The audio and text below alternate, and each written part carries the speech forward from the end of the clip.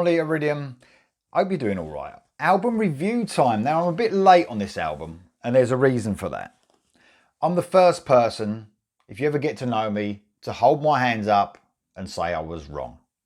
So here we go, I was wrong. So this is the album review, and the reason I was wrong is because I sort of ditched this band a little bit, not really hearing them properly. My own fault, I'm not usually like that. I give everyone a chance. And the reason I did that is because the singer sings for Art Nation, and I'm not a huge fan of Art Nation. I listened to their album, didn't like it. So I sort of, I don't know, had preconceptions of what this band were. And wrongfully so, because I did a reaction as well and probably didn't give that everything I should have done. I've read a lot of reviews about this band's album, and I thought, well, you know what? The thing that really turned me on to doing this review was the singer sang in a reaction that will be uploaded before this video for a band called Nitrate, and he did a brilliant job. And I thought, you know what? I'm going to give this Crowne album a listen. So Crowne, Kings in the North, came out on Frontiers June the 18th. 11 tracks, 43 minutes and 16 seconds long.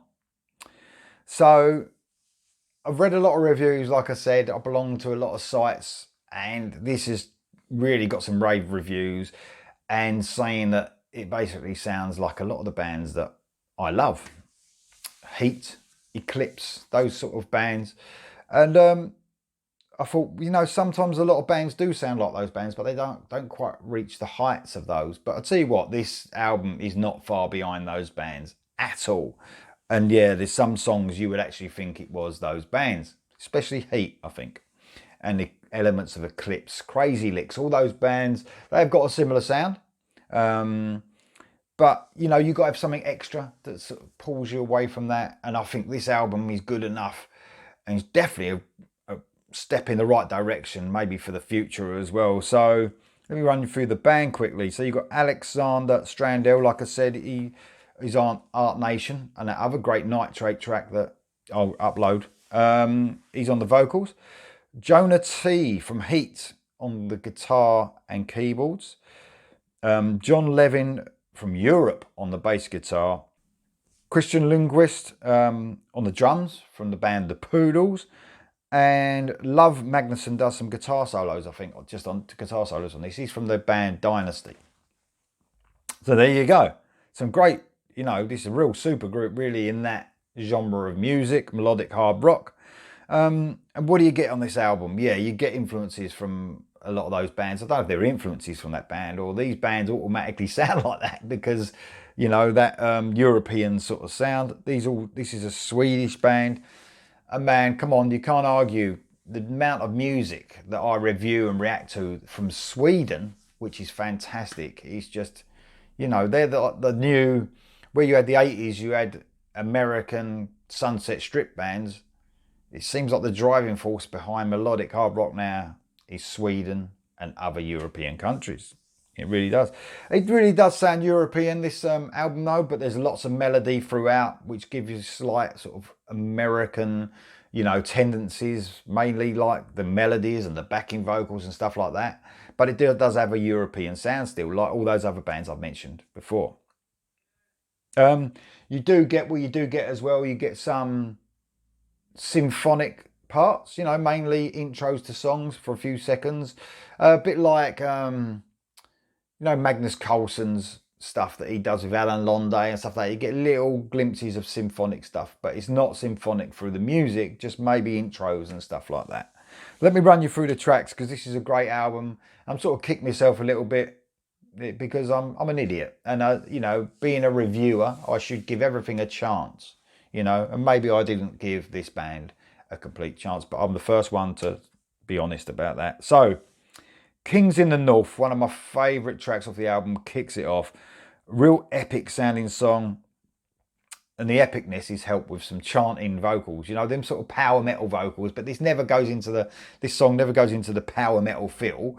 But it's got those chants, you know, to give it that epic sound. Great soaring chorus, very catchy. The vocalist, flexing his muscles, his voice muscles, without a doubt on this, reaches some great heights. He does some brilliant screams throughout this song and album. The next song is one that I reacted to. It's a single, Percival. More of a power metal feel, I'd say, this one, than the opening track. Again, the epic feel like the opening track as well.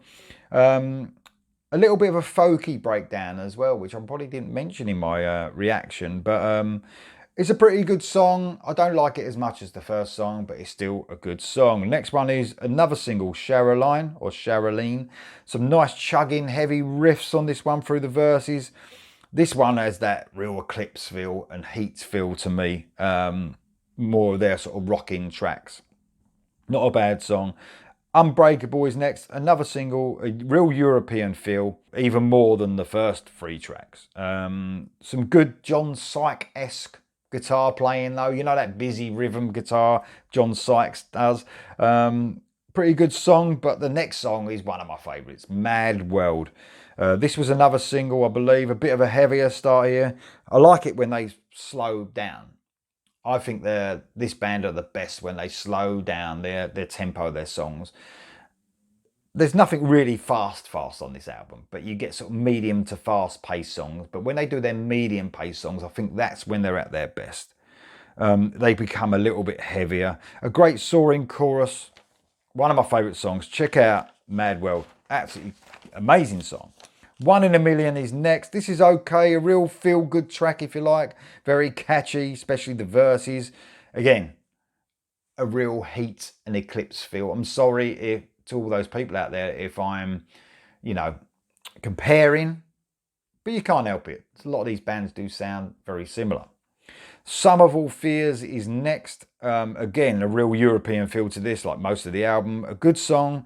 But my preferred songs are the medium pace songs. This is more of a faster sort of song. So not one of my favourites. Next up, though, is one of my favourites, Set Me Free.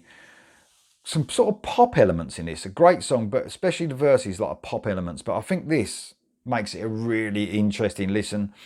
The closest to a ballad so far on the album.